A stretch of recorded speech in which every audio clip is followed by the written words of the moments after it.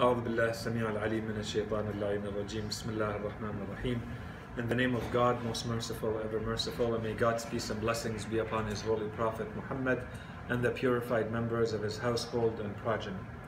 Allahumma salli ala Muhammad wa ali Muhammad. Assalamu alaikum wa rahmatullahi wa barakatuh. So, welcome to our third session, lesson 2. So I kept the title as it is in the textbook, which is Inquiring or Inquiry about Religion. Although perhaps it would have been more accurate to say, why do we look? Or why do we search for religion? Why do we inquire about religion? What's the drive? What's the rationale? What's the motivation to look for religion? So the lesson really revolves around that. So before getting into the outline itself of the course for today, maybe a couple of minutes just to summarize what we said in the last lecture, and then we can transition to today's session. So the first lesson was about what is religion, and a lot of it had to do with the terminology and the definitions. So we said religion is comprised of two big dimensions, two halves, one of them being a belief system and one of them being an action system. In our common traditional Arabic terminology, we usually say usul al-din and furu' al-din. And usul al-din has been equated by the author of the book with worldview, which is your system of beliefs, your coherent universal system of beliefs.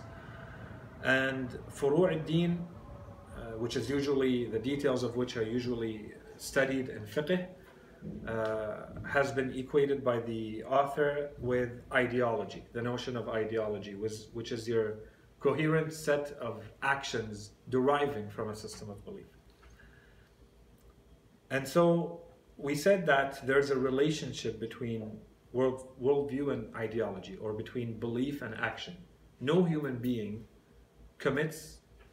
does any actions without them coming directly from a system of belief.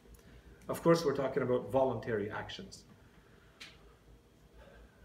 We also said that while this relationship, so there's a necessity, so for an action to emerge, there has to be a belief, so there's a necessity, but it's not sufficient.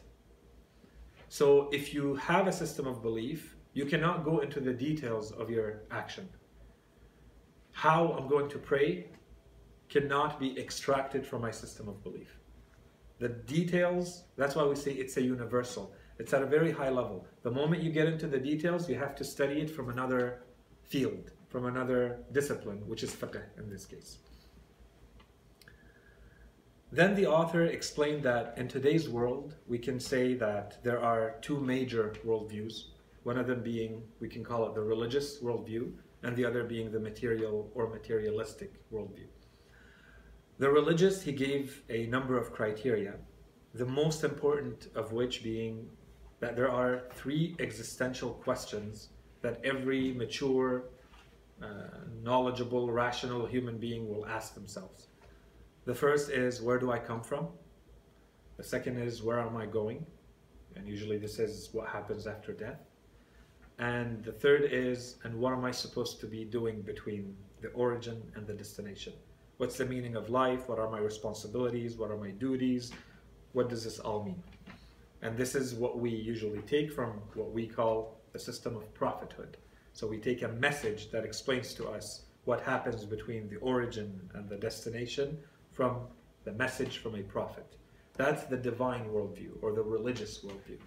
In opposition to a materialistic or a material worldview, which says there is no supernatural deity behind the universe, behind nature, and so everything can be explained and understood through our analysis of matter and its forces and its laws and so on and so forth.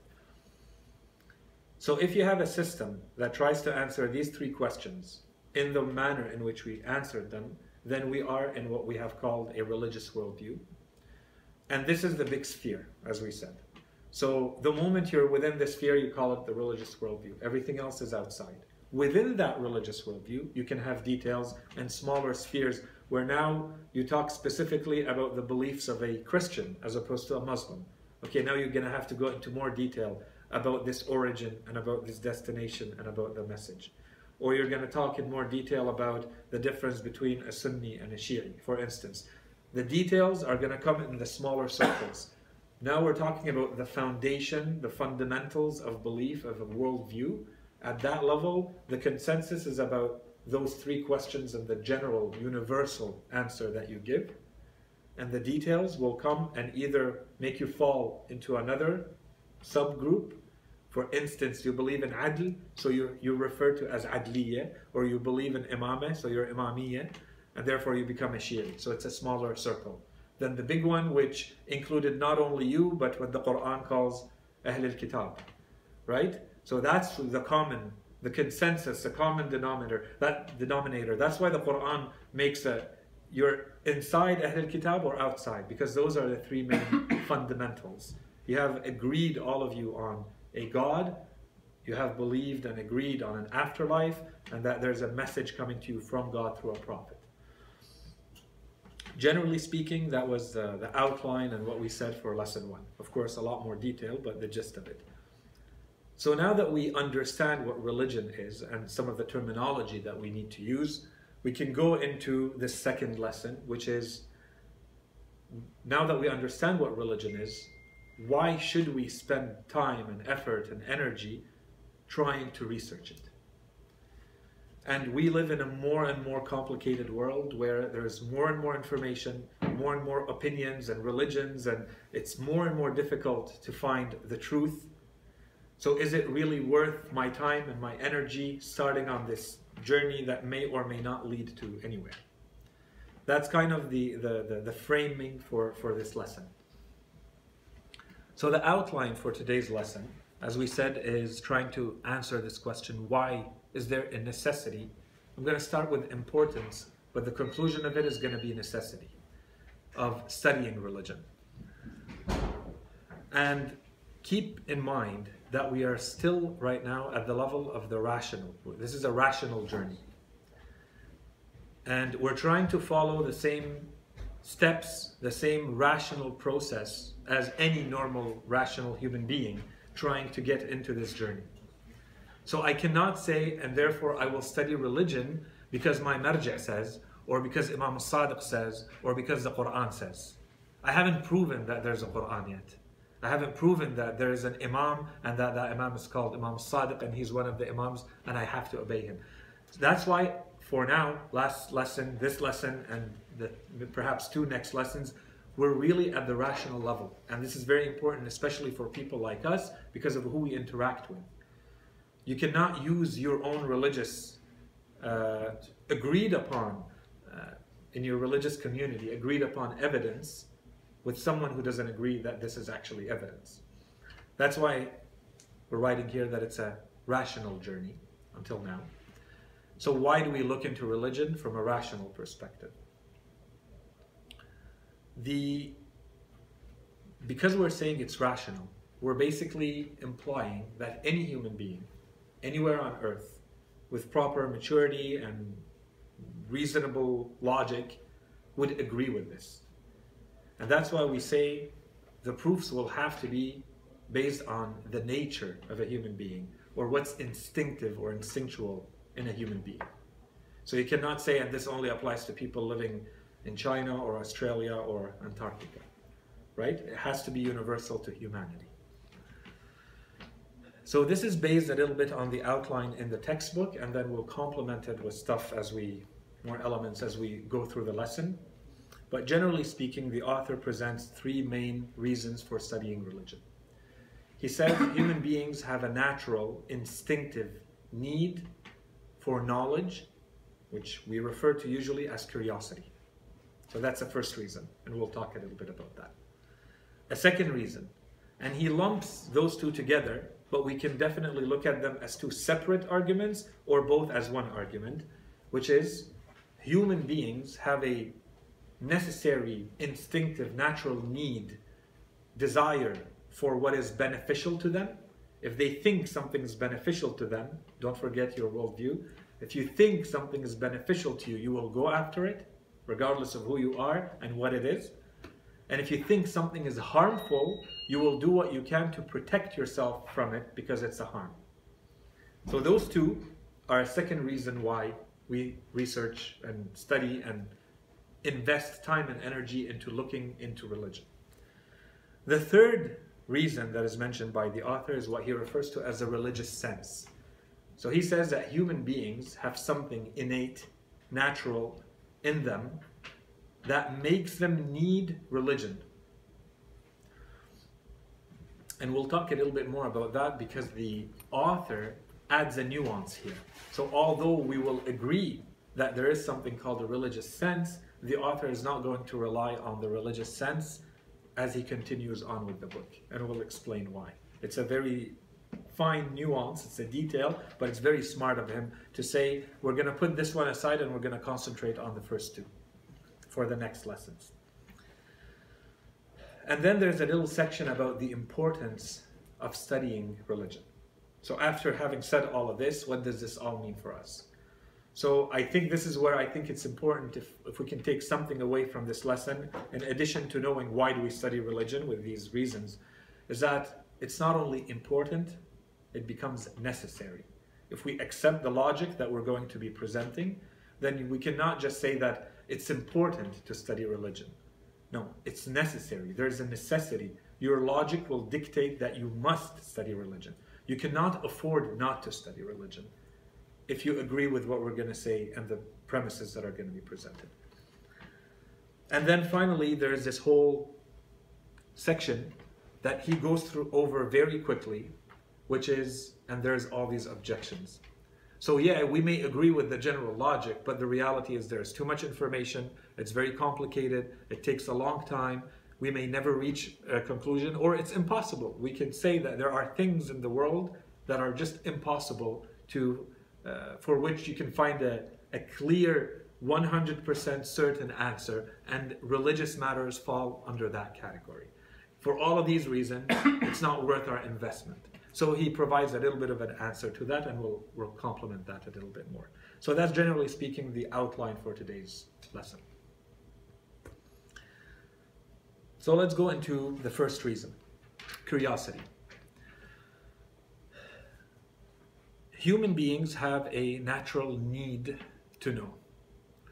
They don't just like to know, they have to know. So depending on what it is that you're trying to know, you know internally, we've all experienced this, it becomes almost a kind of suffering, torture, if you really want to know something and you can't. And this is where you feel that curiosity is an instinctive, natural need in the human being.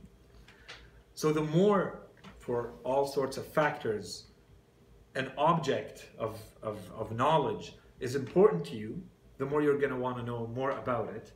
And that's a need. So in the case of, in general, when we look at life in general, all of humanity has functioned based on this instinct. Human beings build entire civilizations and societies because they want to know. Every discovery, every exploration, every field of science and technology and throughout history has been based on this need. The more you want to fulfill it, the more humanity evolves. So this is in general, and religion is no exception. The specificity, however, the uniqueness of religion is the claim. So the claim is that there are these people that claim that they were sent from the creator of this world with a specific message. They say that there's a God and that God has so and so characteristics, and that he is sending them with a specific message, a specific set of teachings. And if you follow those teachings, there are repercussions in this world and the next, and then there is the next world. And if you don't follow them, then there will be repercussions in this world and the next, and so on and so forth. The claim is very big. And if we remember what we said in lesson 1, it's going to have a very direct impact on our lives if those claims are right or wrong. So the curiosity should be enough already as a reason to look into this. So if you say, okay, the claim is there is this God and he sent these people, and there's a probability that they're lying, and there's a probability that it's true, or some are lying and some it's true, but regardless, at the end of the day, the risk and the probability is about something that is so big and so important, with such big repercussions on your life here, and if there is an afterlife, your life there, that curiosity should be enough as a first reason, should be enough to at least look into religion. And that's all we're trying to establish in this lesson. Is it worth looking into religion? Is it worth studying something called theology or philosophy of religion or aqa'id or beliefs? So as a general argument, I think it's simple enough. And the more we think into the details, the more I think clearer it becomes. So I'm not going to push it more than that. So, and as I said, the practical repercussions in our lives should be pretty evident to anyone. You will not live your life in the same manner if you think there is a God than if you think there isn't. Or logically you shouldn't. Okay, and then remember what we said about knowledge and belief in the last lesson. Okay, so logically at least, and this can go all the way down to, and I'll mention this from time to time because I know it's a very big topic right now, for instance, mental health. Mental health and anxiety issues and your mental well-being, psychological well-being is a very big issue in today's society, and I'll talk more about it in the lesson. It will have a direct impact on your life if you think that there's a God who controls the world, who can see you and hear your prayers, and who controls every force of every atom of every object and creature that he has created in the universe, and that even if something that you dislike happens to you, there's probably a very good reason in his infinite mercy and wisdom. This is all what? Based on your system of belief. And so that creates a very different reaction in you and how you're going to handle yourself in life. This is one example. You can have thousands of these examples. Than someone who doesn't have all that background as you live your life. So that's why I say those claims, before we say that they're true or not, as a claim, it's worth looking into because you can see, okay, well, obviously there's going to be a repercussion. If I look into it and my conclusion is all fake, then I'm going to live my life differently than if I say, and it's all true, or some is true, then I'm going to live my life differently. So that's the first reason why we look into religion. Reason 2, benefit and harm. And so in the classic works, there is more emphasis on a human being's instinctive need to protect themselves. So one half of this argument, than there is for acquiring benefit. But both of them are often presented together. The reality is we can split them as two arguments. So a human being's desire for what is beneficial for them can be used as one argument. So I will look into religion for that and that alone. There is a possible benefit that I may gain from either way, and we'll talk more about that at the end of the lesson. Whether religion is true or not true, there is a benefit to gain for me by looking into it. And the opposite as well. I protect myself from a possible harm. So that's why the way the statement is written, any human being, let's say you were told right now that there's a city and you need to go to that city and there are 5 different roads to take to go to that city. 4 of those roads, there's a very good possibility that there are pirates on the way, and they most likely will take everything you have and maybe do more. Worse. And one of the roads is absolutely safe. So that's one possibility. We're being told 100% there are 5 roads, 100% 4 of them have harm and 1 of them does not. Okay, so it's not maybe there is. I'm telling you 100%. I've gone 200 times and I know. In that case, would you not take a little bit of time to make sure that you're taking the right road and not the one with one of the 4 roads that have, let's say, pirates or hijackers or whatever on the way? I think any human being who would hear that would agree with that, right? Let's flip the argument. Let's say you're told there are 5 roads. 4 of them are very normal, nothing wrong, safe, beautiful landscapes and all. But on one of the roads, you get free gifts at every 2 kilometers all the way to that other city. So there's no harm, but according to one option, based on one option, you get an additional benefit. Any logical, normal human being would take that road. Now, what if I combine both and I told you there's one road where you're safe from all harms and you're gaining additional benefits? The claim of religion, when we study it, is something like that, where there are these multiple options and multiple roads to take, and one of them is being presented as the one that will not only grant you benefits, but will also save you and protect you from harms. So at this point, we're saying we're 100% sure. Okay, so let's diminish that, decrease that probability, and say maybe. When you're going to go maybe on one of the roads, there is this benefit that you may get, and maybe there are these harms that you will avoid. Will you not still take that road? And this is why I put both options. I said human beings desire all that is beneficial, but no more. We don't only desire everything that is beneficial, we also desire everything that may be beneficial. And we're willing to put in the work as human beings if there is enough for us to go after. You're not 100% sure you're going to make a big profit by putting your money in an investment. You may, and the probability may be 80% and it may be 10%.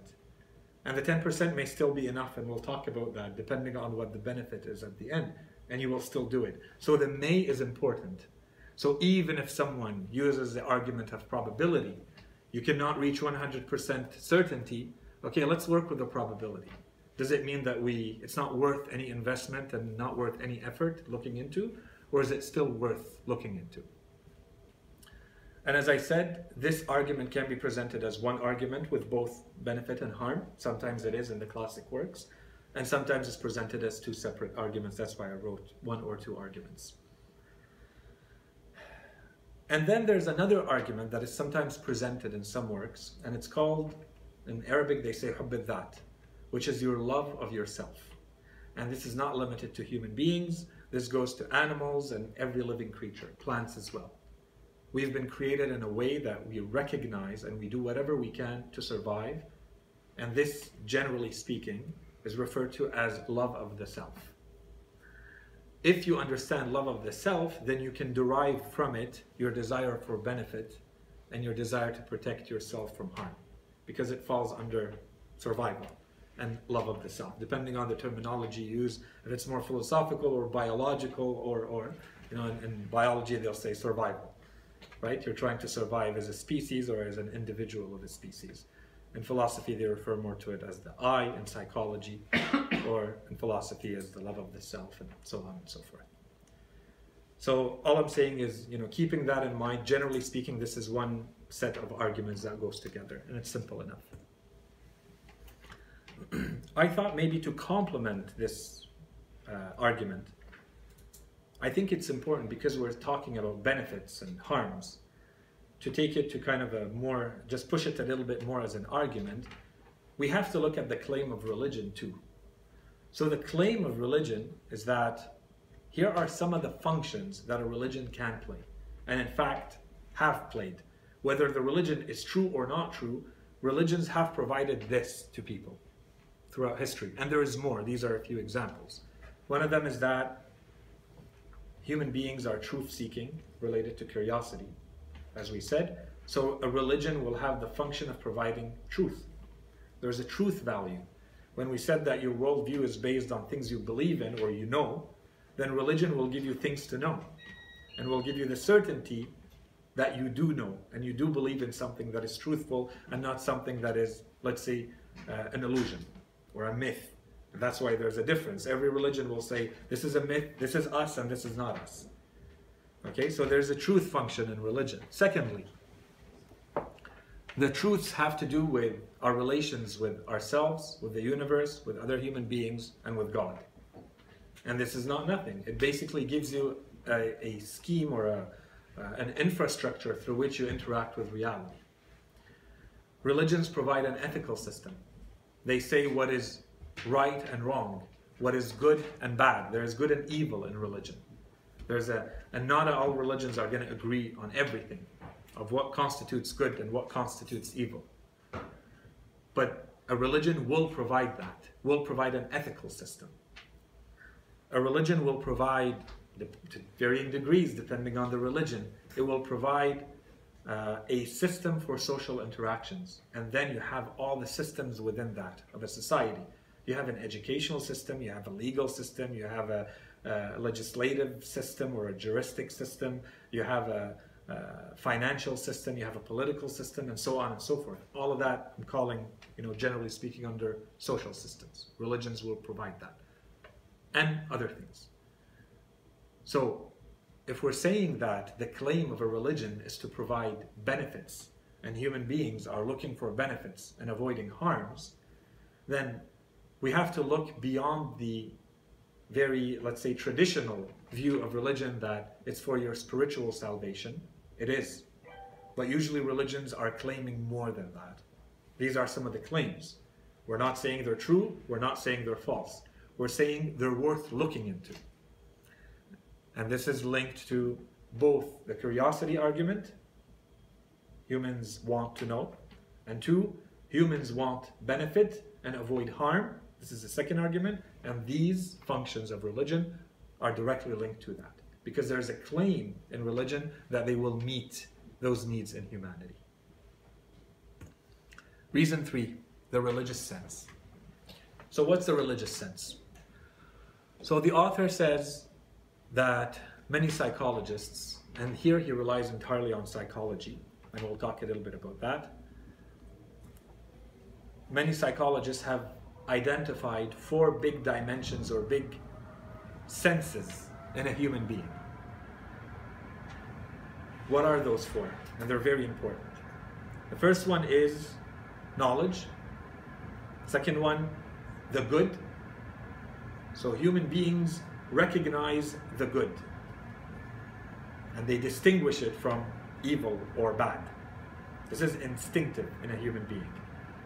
You may disagree on what is included under good and what is excluded from good, but the notion of good is present in every human being. And not to use that as evidence, but the Quran says, and we have guided the human, and we have inspired or revealed in it, the soul, in Surah Al-Shams, so that it knows by itself what is good and what is not good. Okay, so this is looking at it from a psychological point of view. If we look at what psychologists and psychoanalysts have said, they say that human beings recognize in their core that there's something called good, and they lean towards it, and something that is not good, and they're repulsed by it. And then beauty. So anything that falls under what that human being considers beauty. And there are things that are considered universal standards of beauty. Why? Everybody wants to stand and look at a sunset. Why? Even if you're not really trained. And if you are, you'll notice a lot more and you'll have a deeper look into it.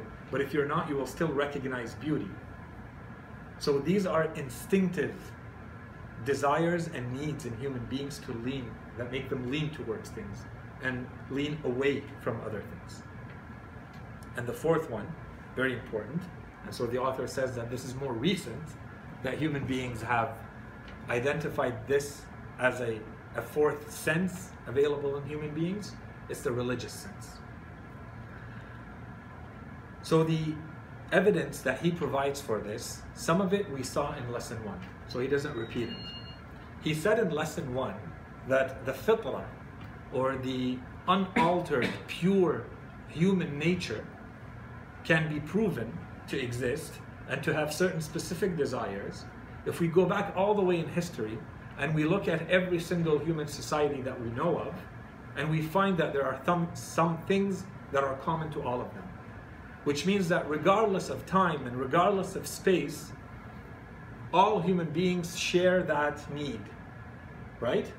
So one of them, that's what we mentioned, so this is more based on, today we would say anthropology, religious anthropology, or history. So one part of it is looking at human history. The evidence for fitrah comes from human history, one. But two, what he's relying on here is psychology. So he doesn't provide any references, he doesn't mention any names. He just says psychologists today say that there is something ingrained in every single human being that he refers to as the religious sense. So we'll come back to that. Generally speaking, it's okay, but I think we have to add a little remark to that, a little nuance to that.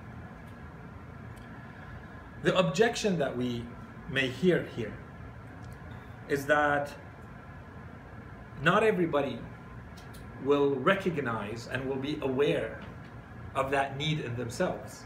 You're telling me, your claim is that I'm supposed to feel a religious need. There's a religious sense in me. I'm supposed to feel that, right? And you say, yeah, right, of course, it's in every human being. I tell you, well, I don't. And this is an existential feeling. I cannot argue with you. If you say you don't and I trust what you're saying and you're not lying, I have to take you for your word. So you're saying it's not there? Okay, it's not there. And that's why, and I can go into more detail here, he rationalizes and he explains why you may not feel it. We're not saying it's not there. We're saying you may be unaware that it's there. We may say that you're distracted from it by other things. We may say that your natural unaltered state has actually been altered, and so you're living a pathology, that you have this sickness or deviation or disease or whatever you want to call it that makes you not feel the way you're supposed to feel. But I'm not going to argue with you that you don't feel it if you say I don't feel it. Bottom line is you don't feel it. And that's why this third argument that he presents, the religious sense, he says, and because people may say that we don't feel it, and the whole argument rests on the fact that you do feel it, no one will argue about, do I feel curiosity? And no one will argue about, I feel desire for what is beneficial to me, or I want to avoid what's painful or harmful to me. No one will argue with that. But someone will argue with the religious sense. And so to avoid that altogether, he says, let's put that aside as an argument. Fine. So I'll explain to you why you're not feeling it, and he doesn't go into a lot of detail, and perhaps we'll get a chance to talk more about fitrah. This requires a lot more in-depth lectures from all sorts of angles to talk more about fitrah, or the human, unaltered human spirit, let's say, or nature. But generally speaking, first of all, it does require a sensitivity or an awareness. So not everybody has the same level of awareness as everybody else in different things in life. Not everybody feels beauty the same way. Not everybody feels good and bad the same way. Not everybody has the same emotional sensitivities to things, right? Some people are naturally more, and then you can actually develop that sense. And you can have a more acute sense of beauty, or more acute sense of sympathy or emotional feelings, right? So there's an awareness or unawareness that would make you feel your religious sense as well, or not. That's one. And this is the importance of self-purification, has all to do with this religious awareness, the awareness of your religious sense. The second one is distraction. We don't really live in a world that helps us feel our religious sense a lot. In fact, everything we go through in our daily lives, from the moment we wake up until we sleep, every single day of our lives, is a distraction from the religious sense. And that's why the Quran refers to it. It says, "Man dassaha," the one who buries it. When it says about the soul, there are people who are able to قَدْ أَفْلَحَ مَنْ زَكَّاهَا. There are people who are able to purify the soul, and there are people who bury the soul. And so, how is it buried? There are distractions. There's an accumulation of your energy being directed towards other things, and the soul takes second, third, 10th, last place on your priorities. And with time, you're burying it deeper and deeper. And that's why Imam Ali in Nahj al-Balagha says, and God has sent prophets so that they unearth what has been buried from their intellects, from people's intellects. Okay, so this is the link. But as we said, we're not referring to religion yet. We're all talking about psychology and rational arguments until now. And the last one is distortion. And we talked a little bit about that. Of course, we can all be influenced in a way that makes us feel in a manner that maybe we're not supposed to feel. And maybe this falls under distortion or temporary distortion or distraction, I don't know. But I think all of us, let's take an instinctive, natural, biological desire. So let's say we all know what hunger feels like. I know I should be hungry right now, I haven't eaten in a while. But let's say I have a really bad toothache, or I have a really bad headache, really bad. Do I really feel like eating? No, there's a distraction. It's not that the desire, the appetite is not there, that there's something that overrides it. This is what happens with the religious sense. There are things that override it, so we don't feel it as we should. Okay, so additional precisions.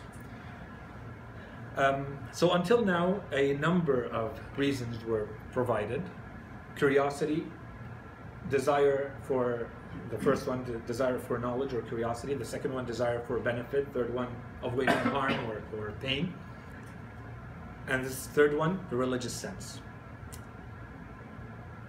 So there are many other factors that have been mentioned in different works. So one of the authors who has gone into a lot of detail about some of this, his name is Gustave Le Bon. And he has a number of books, but to my knowledge, they're all in French, and I don't know, I didn't have time to look at what has been translated or not, and it's kind of old. There's much better works coming out now, but he was at the origin of a lot of them. And in a couple of his books, he actually mentions 12 very big factors and criteria for why people become religious, and I'll talk a little bit about that. And of course, at the end, he rejects all of them, and he says they're all illusions and all wrong. But at least it gives you a lens through which you can analyze and say, is there a reason why people become religious, and is it valid? And so is it valid to look into religion from that lens, right? So he mentions 12 of them. I'm not going to go into a lot of detail there. And then very quickly, I'm not going to go into humanism and existentialism. But maybe just a couple of words on Freud and Carl Jung. And the reason I mentioned them is perhaps they're the most popular names in psychology today. And there are many others. Both of them have passed away, but they're still very influential.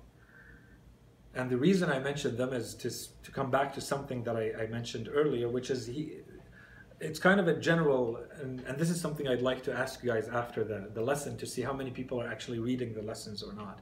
But sometimes I feel it needs a little bit more nuance the way it's written. And as I said, I haven't seen the original Persian, so I don't know. But when I look at it on both English and Arabic, sometimes it looks like a generalization. So in this case, when he says psychologists are saying, actually not all psychologists are saying. So some psychologists have perhaps said, okay, but to say psychologist, well, again, as Gustave Le Bon said, let's look at Freud. So what does Freud say? Well, he says human beings have come up with the idea of God as an idealization of the idea of the father figure. So both boys and girls, when they're young, when they're infants, they're born with this need to have a father figure.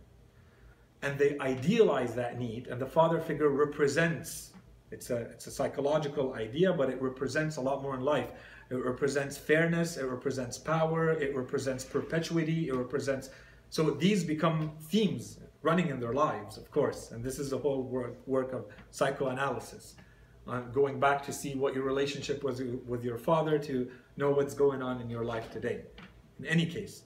So he says human beings take that idea of the father figure and idealize it to a point that it becomes the idea of God.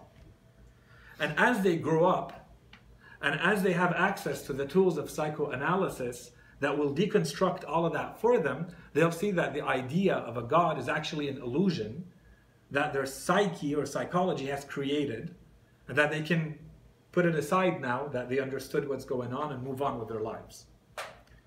This is at the individual level. And then he says, so what has happened in societies is the same thing. Societies have used religion for very specific purposes throughout time. But now that we have reached a point where he was writing, we've reached a point where there are science and there are civilized tools at our disposal, we don't really need religion to restrain violence and the violent impulses that we have as barbaric human beings. And so those were the good functions that religion played before. But as society matures, it's no longer an infant, it's in a mature state, it no longer needs religion and everything that comes with religion. And therefore, religion is an illusion, we can get rid of it and we move on to science and other things, and psychoanalysis will help us deconstruct all of that. That's what Freud says. Carl Jung, his very close student who was completely against him in a lot of ways, and he went a lot further in a lot of ways, he takes a different approach. He says that there are,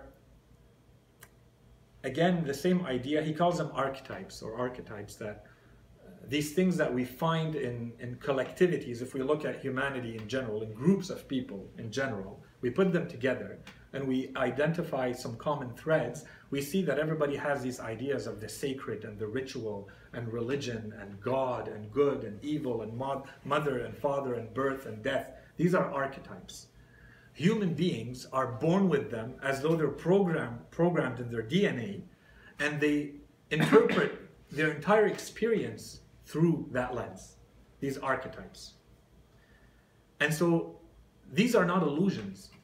And this is the difference. This is how he goes further. It's a lot deeper than Freud. He says they're real.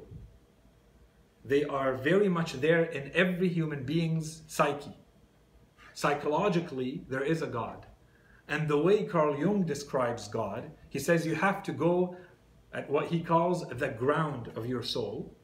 So you go as deep as possible. And if you're able to reach the bottom, you will find the idea of God in a raw state.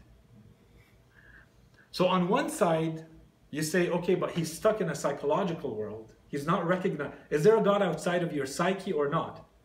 So for someone like him who's a pure psychologist, he'll say, but there is no reality except your psyche. So it stops there and don't ask that kind of question. But for us, it kind of becomes a little bit more complicated, and that's not what we're trying to say. But I think there is a very interesting link that this psychologist, who is entirely based, as he says, on empirical data and his psychoanalytic work with clients, clinical work, says that if you dive to the lowest depth of the human soul, what you will find is God. And that's why in our narrations, in our hadith, we have so many that talk about the importance of knowing yourself. Whoever knows his self knows his Lord. Right? We have many of these different permutations. Why? What is in the self or in the soul that allows us, gives us this access to the Lord? Anyways, that's an interesting connection. But the point is, it's just a generalization to say psychologists are now, well, they're not all in agreement. So I can't take the argument as is and say all psychologists all agree that there is something called the religious sense, and therefore, you know, religion is true or. You know, that's all I'm saying. So there's a nuance. And as I said, humanism, I mean, these are more to look at those points in history when humanism came up and people tried to get rid of what was religion before and replace it with man or the human. What happened, and were they able to?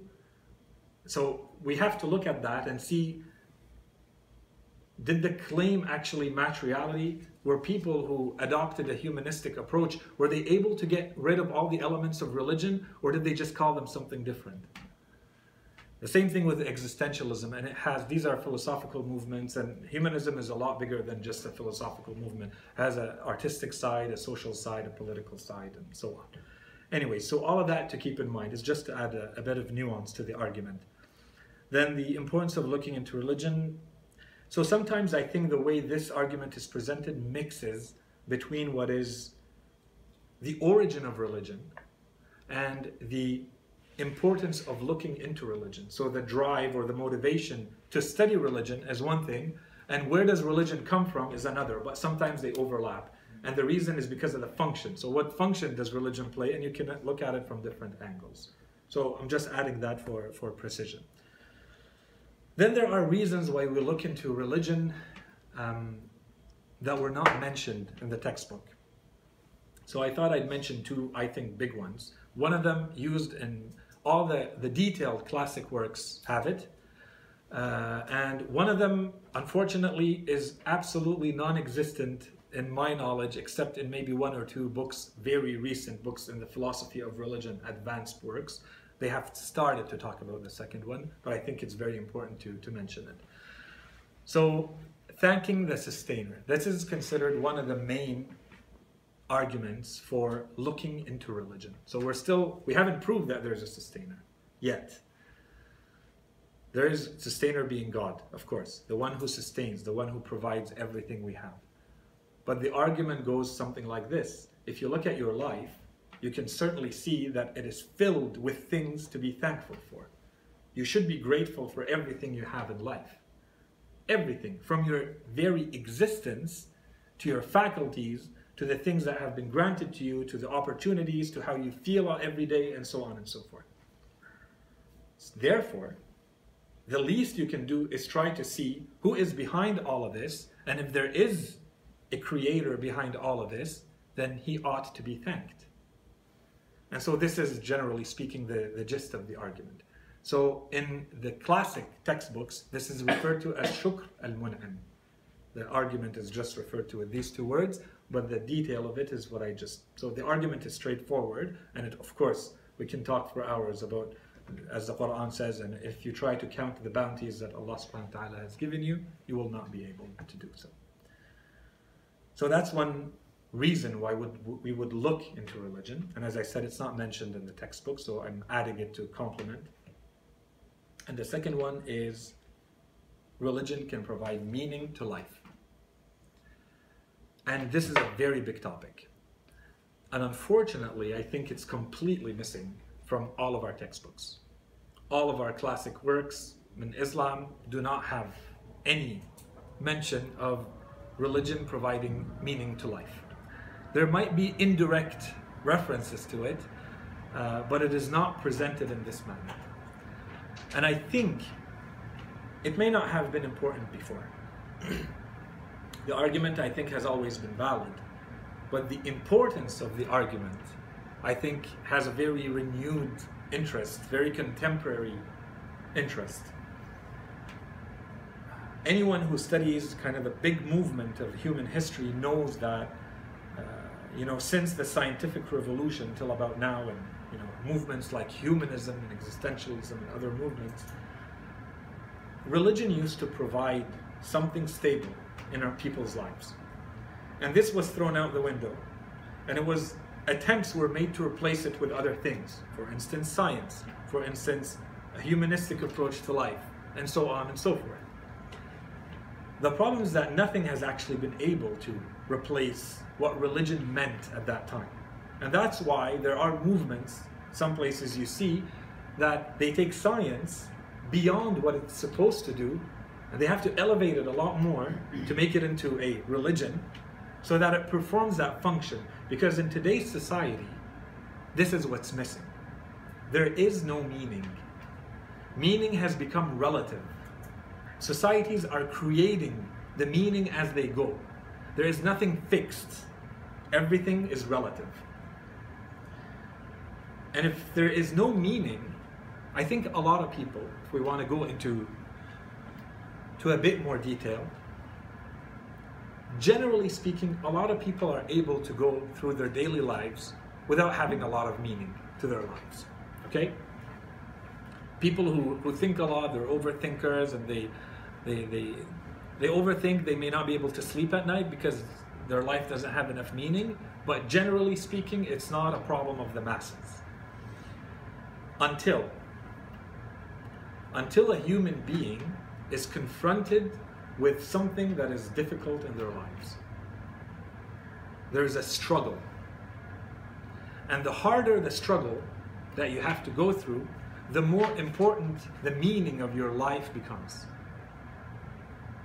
The meaning of your life allows you to go through the struggles and be resilient and come out at the other side. If in my life there is this material world, and I'm a body made up of, hormones and chemicals and muscles and bones, and I go through my daily life based on this only, and I think that I'm going to die and everything will end then and there, the moment I'm going to have to struggle with some real difficulties because I got really sick, or someone I care about is going through a very tough time, or I'm going to look for a meaning. I'm going to try to see, is this fair? And how am I supposed to behave in this? What's the right thing to do here? Is there an easy way out or not? And what is it? This is where you're going to see your belief system in action. This is where you're going to see the meanings of your life in action. When you have meaning, as we said, if in your mind this disease that I'm going through, this calamity that I'm just suffering, this war that's happening here actually has a meaning in the grand scheme of things, because it fits into human history somehow, because it fits into God's plan for me somehow, because I will be rewarded no matter what happens, so long as I stay strong in the manner I'm supposed to stay strong. This has a completely different meaning than someone who doesn't have those meanings in their lives. And so I'm trying to use a kind of an existential, direct way of presenting this, but this is what most people need in their lives today. And if there's so much mental illness out there, a lot of it has to do with the lack of meaning. You do not have meaning. Go get meaning. Yes? So not necessarily lack of faith, but lack of meaning. Because we know the misconceptions we live in our own faith. When it comes to this topic, it's always that, oh, you're not praying enough, you're not reading enough Quran, you don't believe enough in God. So I think it's a really good distinction to be aware of when we talk about this, right? So it's a lack of meaning, not necessarily faith, right? Right. I want to link it with something that we mentioned last week, which was the distinction between knowledge and faith. So you may have knowledge of something, you think you have faith, you actually don't have faith. Faith is not a ritual. Faith is not a logical conclusion that your mind automatically makes. That's not faith. Faith is being 100% sure that when I'm putting my foot on the ground to get up, the ground is there. I have faith that the ground is there. It's not a logical thing. Yeah, logically I can think, gravity has been here so long, so it should be there for the next second too. But actually I have faith. I have to make that jump, and therefore it will be there when I'm going to make them the next step. Is you build your life around something because you have a certainty that it's there. And certainty is not equivalent to knowledge. I have knowledge that if I smoke it's bad for my health. But I don't really have faith that it's going to affect my health because I'm not sick and I don't feel anything. And that's why you see Imam Ali, for instance, when he describes al-muttaqeen, the way he describes them is different. They have faith. I have knowledge that there is heaven and hell. When I have knowledge that there is fire and I have faith that there is fire, when I put my hand in the fire and I feel the heat, that's faith. It's there. I have knowledge, and we'll talk about that in the next lessons, the types of knowledge. We have knowledge that there is hell and that there is heaven. So if that's what you're referring to as faith, I don't know. Faith cannot be just knowledge. Imam Ali alayhi salam, when he describes the pious, he says they have seen it or they are in it. They are in heaven right now or they are in hell right now, and that's why they behave the way they do. Which is different than someone who has a theoretical knowledge of something. I have a theoretical knowledge that God is there, but when I'm alone I can still do the sin. Okay, well then you don't really believe God is there seeing you, or maybe you're completely distracted and you've forgotten. But the reality is you have no faith. You have a logical knowledge. You can't argue with your mind's knowledge or logic that it's there, that God is seeing you, but you don't have faith. And that's why in one of our narrations they ask the Imam, they tell him, how can a believer, a faithful, perform a sin? And this is a very deep answer that Imam gives, and it can be looked at from multiple angles. But it's a couple of words. He says, the believer performs the sin when he is not a believer. or the faithful performs the sin when he's not faithful. He's not faithful in that instant. So now you interpret that. What does it mean? Does it mean that faith has been removed? Does it mean that he wasn't faithful in that second, that he got distracted, that he will not be treated by God if he were to die at that same second that he's performing the sin? He would not be treated as a faithful? All of these are good interpretations, and there are others. But this is a distinction between knowledge and faith. And yes, there's absolutely a lot of insistence on, and there is a huge benefit from the rituals, but they have to be used in the same way, in the right way. There's a time and a place for them, as there is a time and a place for other means of dealing with mental illness.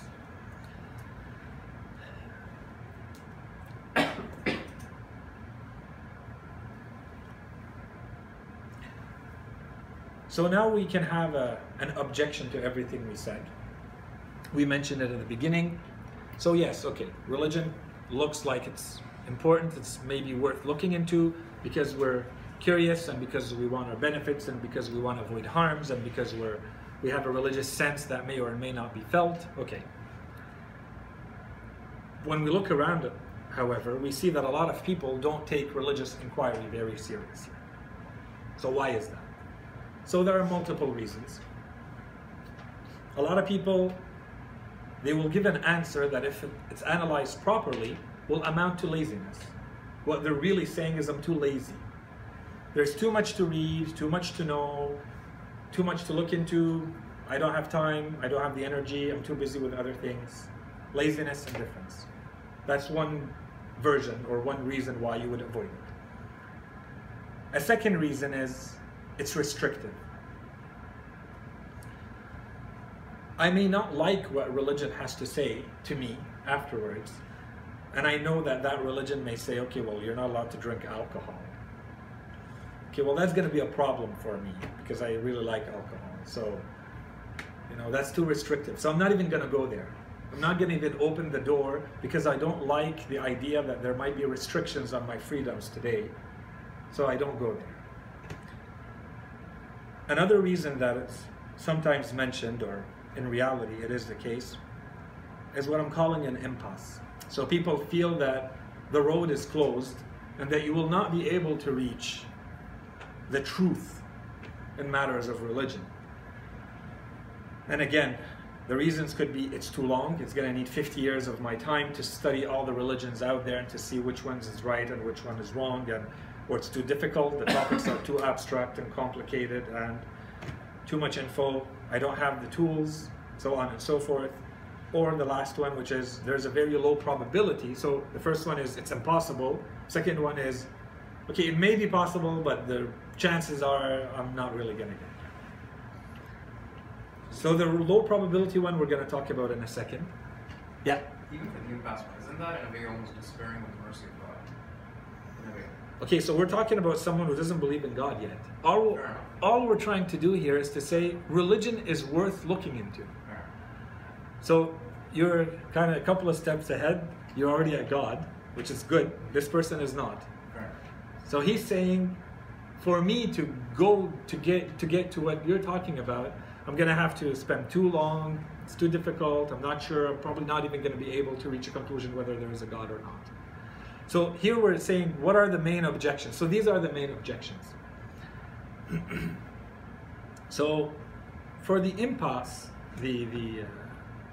whether there are tools at our disposal to study religion or not, is it possible to study religion? Is it an excuse to say that it's too long to study religion?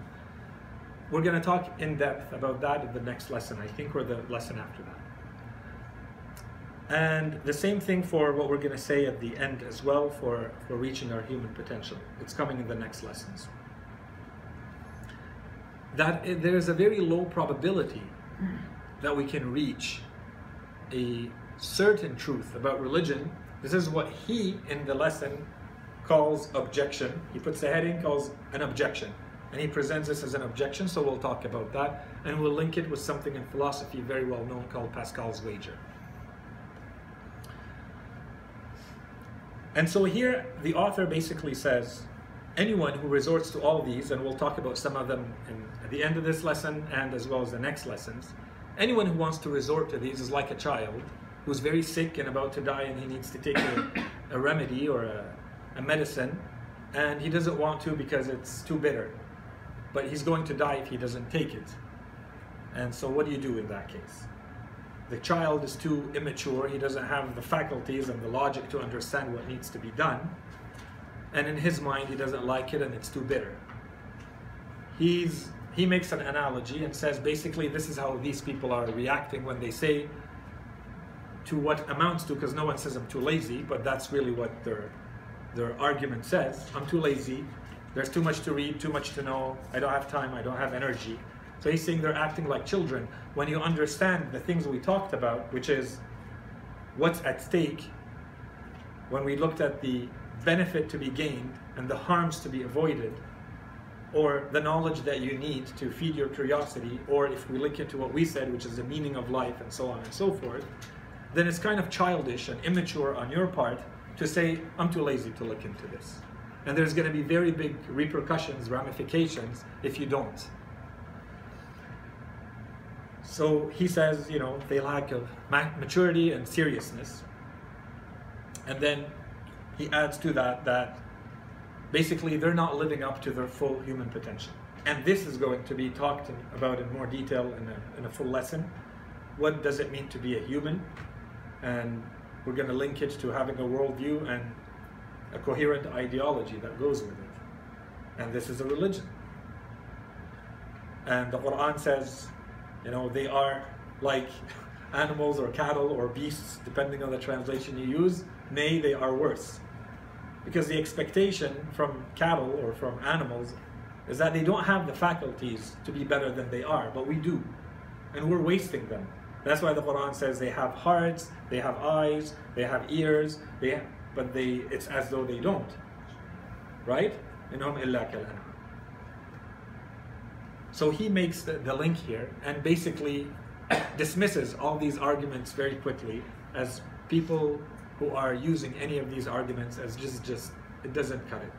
They're not good enough. You're not providing any objective argument that I can really address philosophically, logically, when you're telling me this is my reason for not looking into religion. Not good enough. So you're being childish and immature, and you know, wake up, too much is at stake, basically. So what's the rebuttal to that? Like, say for example, if someone says I'm too lazy. Like, you can't just say that, for example, oh, you're going to Jahannam, for example. That's kind of what he says, yeah. And that is the truth. Yeah. So if someone refuses, I mean, you know, can you force the horse to drink? You can bring him to water. Right. So someone who says, I do not want to look into this. Right. Well, that's all you can do. Someone who doesn't want to engage, the best you can do is to engage. Right. And then we have a discussion, and then may the best win. I bring my argument, قُلْ هَاتُوا بُرْهَانَكُمْ. Yes. But in your case, you don't want to. You say it's not even worth my time. This is a waste of time. So he's trying to convince you without you going there that there's too much at stake. And then he's going to link it in the objection, which is where we're at now, the end of the lesson, with Pascal's wager. So he's going to say, you know, if this is not enough to make you realize, then you're behaving very illogically and there's nothing I can do. I'm going to link back to Ibn Sina in his work. He says at some point, you know, he's talking about people who are completely skeptical of any reality, and or sophists, as they were called in Greek times. And he says, if they say this, then you say that, and if they say this, you say that, and if they say this, you say that, and at the end is like, and if they still say that there is no objective reality, فَذَلِكَ لَا يُفِيدُهُ إِلَّا الْكَوِي, or الْكَي, which is burning. So take a piece of metal and burn him and tell him, was this real or fake? You know, like, I'm done, I have no more arguments. So do you feel this heat that's burning you or not? That's kind of what he's saying here. So basically, if the person refuses to engage in any logical debate, then we're done. I mean, it's almost like for them, then, are they not the mu'anidin in dua kumat, or mentioned in the sense that they almost stubborn at that point? Could very well be. That's a good interpretation. I don't know how to label them, but yeah, there are people who refuse to engage and the door is closed. That's it. Is it because that they refuse, or Allah has destined them for them to be infusing. Now we're going into another field. I don't want to go there. That says Didu Maisha, Yes. Didu Maisha, we Didu Maisha. So Yes. it's almost like, I don't want to say we're pawns, but Yeah. you know what I mean? Yeah, so God only does that to someone because that's what they want. They have gone so far in that path that that's all they want, so God will give you more than from what you want. It's lack of awareness. So we're going to talk a little bit about that, but yeah, it's lack of awareness. So what do? So you're supposed to deal with them with compassion and mercy. Right. If you go back to our Imam and if you go back to the Prophet, the Quran, why does it say, Surah Al-Shu'ara, when it starts, it tells the Prophet, لَعَلَّكَ بَاخِعٌ نَفْسَكَ أَلَّا يَكُونُ. You are destroying yourself because they are not believing. The Quran is telling the Prophet, take it easy, but he can't. He knows, he has awareness and they don't. And then when they would do what they would do and they would, lapidate him with the rocks and throw blood and filth on him and he would fall. In one of the instances at the very beginning in Mecca, and we talked about that in one of the lectures, at some point they hit him with a big rock and he fell, and when he woke up he was all bloodied. And in the riwayat that we have, when he woke up there was Jibreel there and the heaven was full of angels. And Jibreel told him, Allah asks you, do you want the punishment to come down now? And they say, the Prophet said, no, these are my people and they do not know. Take it easy, we're just getting started. This is nothing. So this is the behavior and the attitude that the Prophet says. Of course, Ibn Sina says just burn the person. This is the Ibn Sina, and this is the Holy Prophet. So the attitude we're supposed to take, I remember I was much younger, and I had a teacher, and I would kind of argue with him about that point, that at some point you have to give up, and that's it, the person doesn't want to know. And he would tell me, well, what if you take a little kitten, and you see that this little kitten is playing with gas, and there's a fire close, and that little kitten is really cute, and they're about to walk in that fire, and they're all covered with oil. You're going to just let it walk there? They're not cute, though. So it depends. I found them cute. And I said, no, of course I wouldn't. He's like, well, what if it's really difficult to get to them and they're running away and they really want to jump in? Well, I'll do whatever I can to stop them. I can't just let them be. Okay, well then that's it. Do you want to show that mercy and compassion and sympathy for those people who are being stubborn? You have to be patient, like the Holy Prophet was ordered, and all the prophets were ordered to be patient and not leave. And if you leave a little too early, it might actually not be too good, as happened to Prophet Yunus alayhi salam. He left a little too early. He should have stayed just a little bit longer, although his people said, we're not going to believe. And, he ended up in the whale and the entire story. So, yeah, we're supposed to be merciful and compassionate and learn from our imams and our prophets and showing as much mercy as possible, even if they're being very stubborn. I'll try to finish the lesson and wrap it up. So the objection that he talks about is, what about the low probability of finding the truth? So I think we talked about all the major things that he mentions, which is, who says if something takes long to be studied and explored, is that really a good excuse? If it takes a long time to build a spaceship to go to Mars to explore it, do we just give up? Or do we just invest the millions and years of study and research and the best minds in the world because we think it's worthwhile?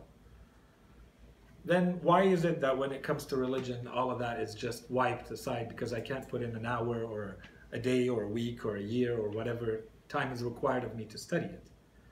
So that's not a good excuse. Secondly, is there a methodology? Well, we'll look into that, but different objects of study require different tools to study them. I cannot apply the science of, natural sciences, the methodology, the tools of natural science to study God and religion. They each have their own methodology. They're a different object. They need to be approached with different tools. And then as for the probability of logic. And logic is, the logic of probability is a very big topic. We're not going to go into it. But basically, I think it's very safe to say human beings, the way the human mind works, the logic of probability is ingrained in it. Yes, you can spend a few years in university studying probability and statistics, but the way you live your world on a daily basis is all based on probability. And so sometimes the probability is so high that you completely dismiss the other probability, but it's always probability. There are very few things that you can say 100%. There's no 100. It might be 99.99, and so it's so high that you can dismiss the other probability. So he talks a little bit about that, and he says if you have a business where you're told that there is a 5% chance that you make a profit, and you have another business that has a 10% chance that you make a profit, you're probably going to go with the 10% chance because you're only looking at the probability. So keep in mind, this is to refute someone who says there's a very low probability that we may reach the truth in religion. Okay, so let's look at a business. 5%, 10%. Okay, so that's one factor. But what else do we look at? Okay, for the 5% one, you may actually make a profit of, let's say, $2 million. For the 10% one, the profit you will make is $150. So, based on probability, which one is better?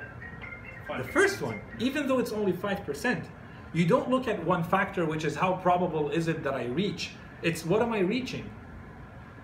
In the case of religion, what I'm reaching, let's say there's a very low probability that I reach it.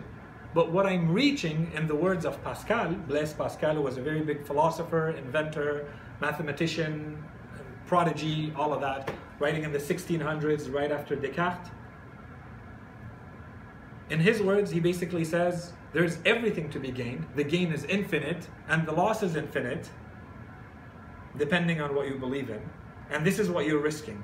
So even though the probability may be very small, what you're gaining is so big, in fact, infinitely big, that it might be worth investing in that, even if it's a little probability. And so what's Pascal's wager? He says, well, there are people who don't want to believe in God, and there are people who say believe in God, but maybe their proofs and their evidence is not very strong. So what should we do? Based purely on logic of probabilities.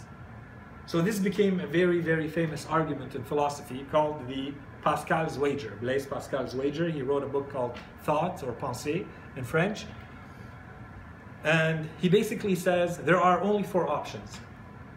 And I have them here. There is a God in reality, and I believe in that God. That's one option. I decide I'm going to believe.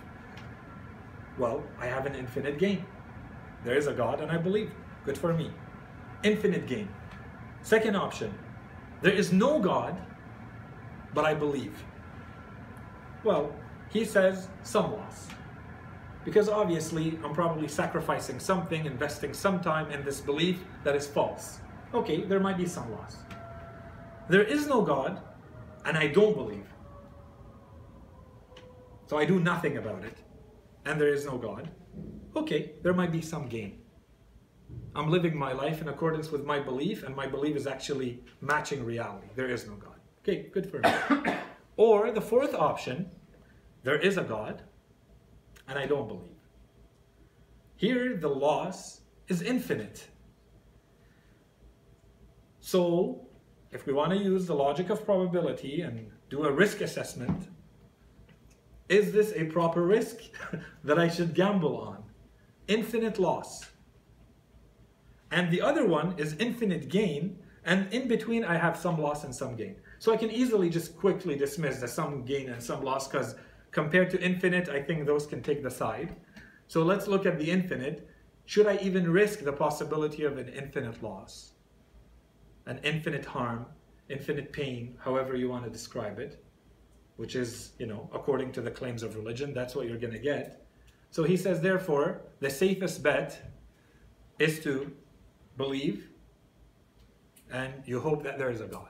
Of course, philosophically, there are some issues with that, okay? But we're not going to go into the detailed deconstruction of the argument of Pascal here.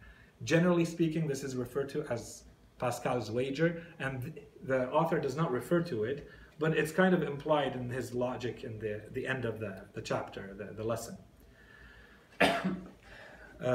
So at the end, I'm asking, is it really Pascal's? Very quickly, we do have narrations. In fact, I think we actually have verses from the Quran that use the logic of probability, and if you want to look it up, tell me what you think. I'm just going to give you one verse. Verse 52, Surah At-Tawbah, chapter 11. Do that as your homework. One verse to read. Can you repeat it? Yeah. 52? Yeah, so Surah 11, Surah At-Tawbah, verse 52.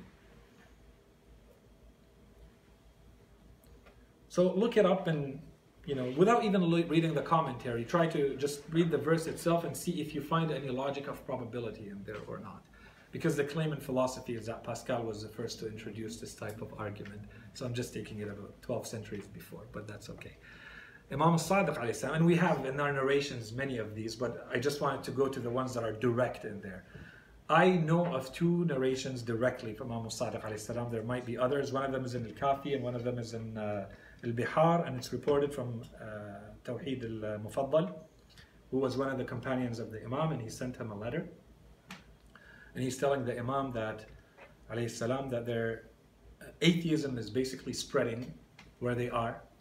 And he wants the Imam to write a book to refute it, and to give him, advice and guidance on how to deal with it and best arguments on that. So the Imam tells him multiple interactions that he's had, one of them being with this Indian physician. So a doctor, basically, a medical doctor who came from India, and the Imam interacts with him and he questions him. And the arguments of the doctor are pretty good. You should read it and compare with what we hear today. In any case, at some point, the Imam basically tells him, okay, so there are 2 options. So Pascal has 4, the Imam gives 2. And I think it's worth looking into. So the Imam basically tells him there are only 2 options. Either you are right and I am wrong, or you are wrong and I am right. So if you are right and I am wrong, so there is no religion and there is no God, and you're right, I have lost nothing and you have gained some. So here Pascal says we lose some. The Imam doesn't even accept that, because the Imam is not looking at this world. I have lost nothing. I'm still going to live my life the way I would live it, but you have gained something, because there is no God and you're living the way as though there is no God. But if I am right and you are wrong, then you will be destroyed. And that's all the Imam says. And is this not Pascal's wager in a more simplified version? 9 centuries before that. In any case, so you can look into that a little bit more. So I wanted to end the lesson with this. So the logical necessity of the inquiry. We started, and he repeats this throughout the lesson. He says that it's very important to study religion. Well, I want to make the jump and say, no, it's not important. It's necessary. What we've established, if we understood the arguments that we presented, then it's necessary to study religion. You cannot afford not to study religion. Your logic dictates that you must study religion. It's a risk that you cannot take not to study. And the reasons are, we have an instinctive need for knowledge. We have an instinctive desire towards benefit. We have an instinctive desire to protect ourselves against harm, depending on whether we accept or reject the religious sense argument. And just the logic of probability should be enough to wager like Pascal did. I think I stopped here. That's it. وصلى الله على سيدنا محمد وعلى آله الطيبين الطاهرين. اللهم صل على محمد وآل محمد. أحسنت والله. So unfortunately, we're past than 10 minutes, so it's very hard for us to take questions. So please, if you have any questions, send it to us by email. Inshallah, Sayid, if we have more time next week, we can address the questions. Last week's question, remember? At the end of the lesson, there was, if added, it was in or out, something. Inclusion. Yeah, what was the question? Sorry, I don't remember the. Because you didn't send it to us by email, so Sayid forgot. Oh, I remember one question that I answered, Yeah, but I answered it yeah. live. Was there something that we left hanging? oh, he answered it? Yeah, the Hassan Musa's question. Yeah, It was about Sayid. virtue. The question that I remember was about virtue.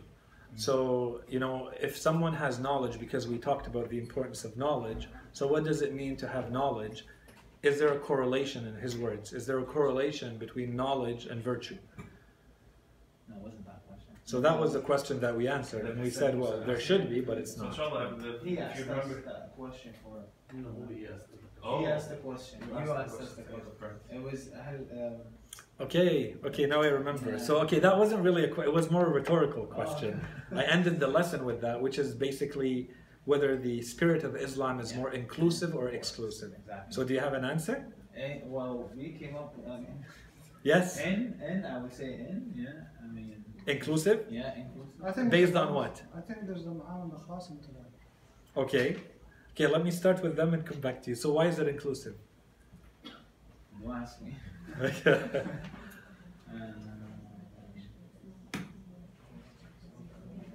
Because it distribute each to their own capacity, right? Going on the subject.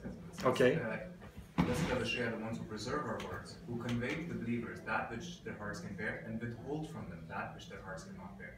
So even in that sense, there is an element of inclusion, in the sense that you're not expecting everybody to be familiar with the divine mysteries. So the same would go for even the Imam, right? Like it's like if somebody, for whatever reason, X, Y, and Z, cannot attain an understanding, they'll still be counted in. Right? So at least that was...